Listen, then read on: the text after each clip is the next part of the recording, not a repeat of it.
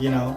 And then Patrick Swayze is like behind you and he's like helping you make the pot in a very like romantic way. I just kept imagining that.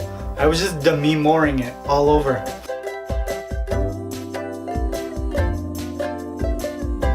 And when I got to my 90th layer, I decided that I wanted to be really specific about the colors I was using, so I used darker colors. Purple, then blue, then some black candy melt, another blue, some black again. Now this was layer 99, and instead of rubbing it in, I wanted it to be a smooth layer, so I just let it drip down to the bottom. I let it get all over the place, just let it get all over the place. Now for the 100th layer, I decided that I wanted this to be special. This is 2 days, 3 days worth of work, so this is really special. I placed it on a turntable and I just let it spin. Then I added on top my 100th layer of candy melts. As you can see, I didn't want my face to be in this.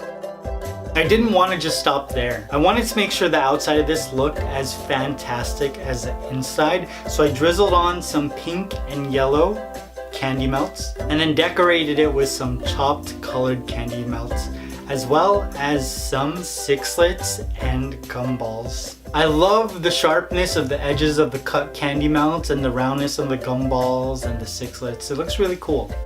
And voila, my 100 layer cake ball is complete.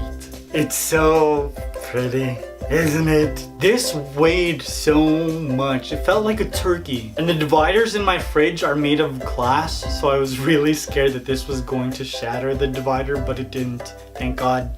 Then it came time to cut this baby. And I was so nervous because I didn't know how to do it. Like how? What? Did I take enough pictures? Is there enough footage of this baby just spinning on the cake stand?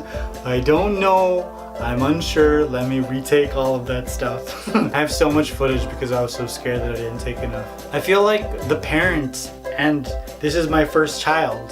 With a second child, you know, sometimes you let some things slide, but not with the first child. I was nervous for a little bit, but then I just Julia Child'd up, took my knife, and plunged it straight into my cake ball.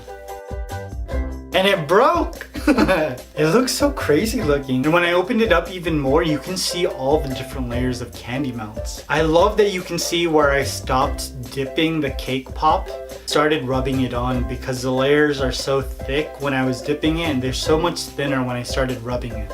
Now when I was working with the candy melts, I was constantly thinning them out with vegetable shortening and I wasn't measuring, and it shows because of the way that this broke. Some layers held together while others didn't because there was probably too much Crisco there.